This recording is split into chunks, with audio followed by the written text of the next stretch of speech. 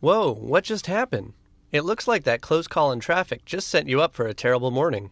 Actually, how your morning turns out has a lot more to do with me than you might realize. The brain is a complicated organ with numerous parts that each process different signals from your body and send signals back out.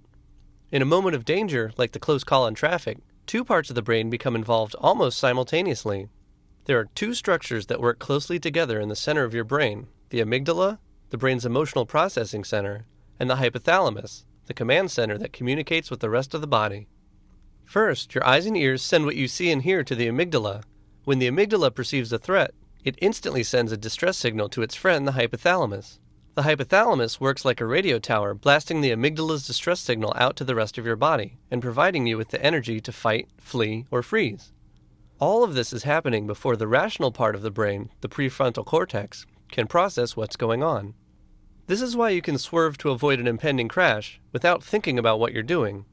In the fight, flee, or freeze movement, the prefrontal cortex is left out of the decision-making process. The signals that the hypothalamus sends are actually hormones being released into your body that can elicit the following physical responses: heart rate increase, tunnel vision, shaking, dilated pupils, flushed face, dry mouth, and hearing loss. On average, it takes about 20 minutes for your hormones to regulate again.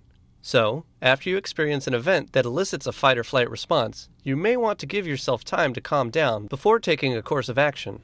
The process we just talked about is crucial for survival, and has been for the last 100 million years, when the threat of physical danger was a large part of daily life.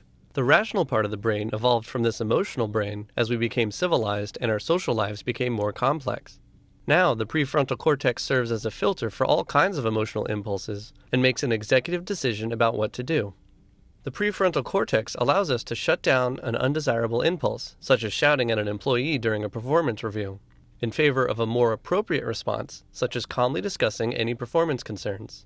Still, we almost always get hijacked by negative emotions like anger, resentment, and jealousy, causing our rational thinking and judgment to become clouded. This is why it's critical to recognize the physical symptoms of emotional hijacking, so you can take steps to keep calm in the face of negative circumstances. So, how can we stop our emotions from being hijacked? Well, as you know, our physical and mental processes are linked in many ways.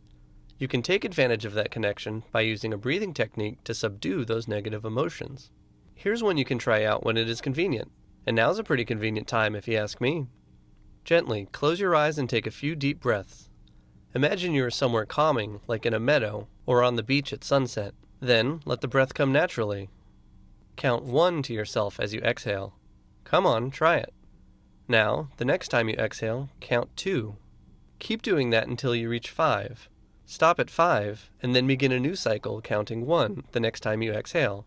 Repeat this breathing technique until you've reached a calm state. You can do this and other breathing exercises whenever and wherever you want, and you don't need anything other than yourself. Breathing exercises reduce stress by helping to decrease blood pressure and heart rate.